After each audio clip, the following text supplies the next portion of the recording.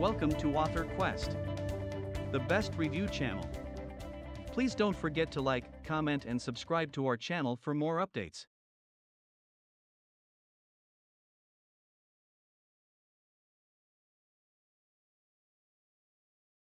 Now, critical thinking is, yes, going into details. When you go into details, you are critical thinker. जब आप तफसीलात में जाते हैं तो आप क्रिटिकल थिंकर है.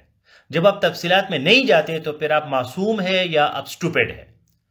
क्रिटिकल थिंकर का जो अपोजिट है वो स्टूपिड है या मासूम है या जज्बाती है, इमोशनल बंदा जो है वो क्रिटिकल थिंकर नहीं होता, वो जज्बात में आ जाता है. अब कहानी जो है वो ये है कि क्रिटिकल थिंकर जो है वो डिटेल्स में जाता है, वो एक एक चीज को देखता है कि भाई इसके पीछे क्या कहानी है, ये क्यों है, ये क्या है. वो मासूम नहीं होता, वो स्टूपिड नहीं होता.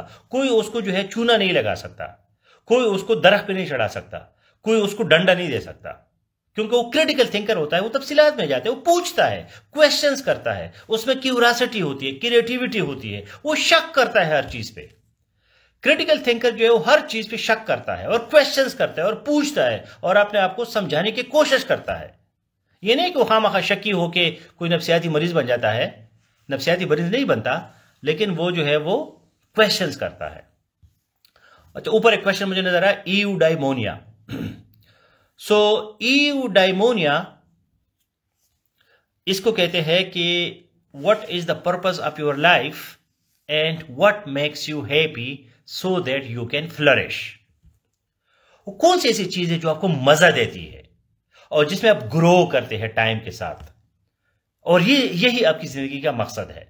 इसको कहते हैं ईयूडाइमोनिया, EUDAIMONIA.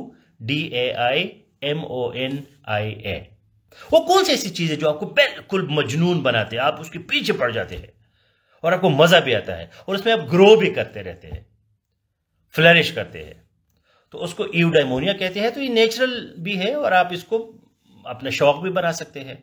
मतलब एक कोई ऐसी चीज है जो आपका शौक नहीं है, लेकिन आप अपना शौक जो है उसको आर्टिफिशियल तरीके से बना सकते हैं. आपको एक चीज का मजा नहीं आता, लेकिन वक्त के साथ साथ फिर मजा आने लगता है अगर वो चीज आपके लिए जरूरी हो. गैर जज्बात के एक चीज का तज्जिया करते हैं, उसकी वैल्यू डालते हैं और फिर आप डिसीजन करते हैं. मतलब आपको कोई चीज पसंद आ जाती है तो एकदम से आप फैसला नहीं करते, आप उसके एनालिसिस करते हैं. एक टॉपिक है एग्जाम में, एक क्वेश्चन है कि what do you think about the economy of Pakistan, what are the economic issues of Pakistan, what is current account deficit and how this problem can be resolved. तो आप जज्बाती नहीं होते. क्रिटिकल थिंकर जो है वो जज्बाती नहीं होता, वो जाते हैं रीजंस में कि भाई ये इकोनॉमी क्यों खराब है और इकोनॉमी कितनी खराब है, डेटा क्या है, आपके पास इंपोर्ट्स कितने हैं, एक्सपोर्ट्स कितने हैं, फॉरेन एक्सचेंज रिजर्व्स कितने हैं, मैन्युफैक्चरिंग कितने हैं, एग्रीकल्चर का जीडीपी में क्या रोल है, मैन्युफैक्चरिंग का क्या है, सर्विसेज का क्या है. अब हमारी जो इकोनॉमी है उसके 3 सेक्टर्स है, 20% एग्रीकल्चर है, 20% जो है वो मैन्युफैक्चरिंग है और 60% जो है वो सर्विसेज है. तो वो सर्विसेज, मैन्युफैक्चरिंग और एग्रीकल्चर के एनालिसिस करते हैं कि भाई एग्रीकल्चर में कहाँ प्रॉब्लम्स है, पर एकड़ यील्ड जो है वो क्यों कम है, ये हमारी जमीन जो है वो पैदावार उसका कैसे, प्रोडक्टिविटी उसकी कैसे बनेगी, हम 1 एकड़ से 1 कनाल जमीन से कैसे ज्यादा पैदावार जो है वो उगा सकते हैं. ठीक है, हमारा इंडस्ट्रियलाइजेशन कैसे होगा, हम मैन्युफैक्चरिंग कैसे शुरू करेंगे. ठीक है, इंडस्ट्रीज को कौन कौन से प्रॉब्लम्स है, टैक्स सिस्टम कैसा है, टैक्स लोग क्यों नहीं देते, टैक्स जो है वो लोग कैसे देंगे. तो ये सारी चीजें वो इस तरह की गुफ्तगू करता है, तो फिर वो क्रिटिकल थिंकर होता है.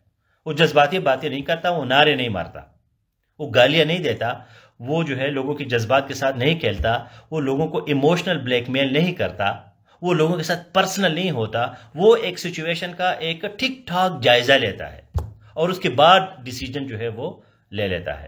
उसमें भी गॉड का कंसेप्ट है और फिलॉसफी जो है वो गॉड को डिस्कस करता है, लेकिन वो गॉड को डिस्क्राइब करता है. क्योंकि फिलॉसफी में जो एक ब्रांच है उसको कहते हैं ontology. Ontology, ONTOLOGY, ontology. Ontology is the study of existence. what does exist and what does not exist. कौन सी चीज मौजूद है और कौन सी चीज जो है वो मौजूद नहीं है. ठीक है, अब खुदा मौजूद है या खुदा मौजूद नहीं है. तो ये जो डिस्कशन है ये हम अंटालॉजी में करते हैं.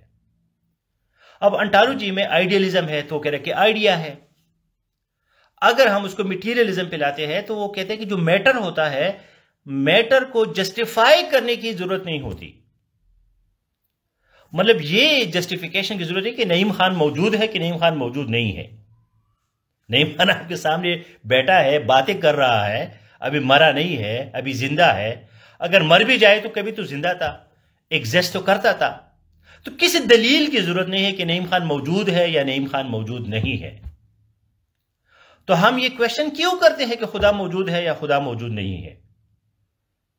ठीक है, अगर खुदा मौजूद है तो उसके क्या सबूत है, उसके क्या जो है फैक्टर्स है. अगर मौजूद है तो कहां मौजूद है और कैसे मौजूद है, उसके क्या शक्ल है, उसके क्या तफसीलात है. ठीक है, तो ये सारी चीजें जो है अगर आपका माइंड फिलोसॉफिकल है फिर तो आप इस तरह की चीजों को पढ़े. अगर आपका माइंड फिलोसॉफिकल नहीं है और आप छोटे मोटे मुर्गे वाला आपके बीजा है और छोटी छोटी चीजों पे आपका ईमान खतरे में पड़ जाता है, तो फिर इस तरह की चीजों को डिस्कस ही ना करें. बाकी बहुत से काम है. क्या आपने जिंदगी में आप कामयाब है, क्या आप जिंदगी में एक सच्चे इंसान है, क्या आप जिंदगी में खुश है, क्या लोग आपसे खुश है, क्या आपके मामला ठीक है, क्या आप स्टडी करते हैं, क्या आप एक इज्जत वाला इंसान है, क्या आपने जिंदगी में कुछ चीज हासिल की है. बड़े बड़े मसाइल है अपने जाती, पहले उसको हल करो फिर खुदा के पीछे लग जाओ.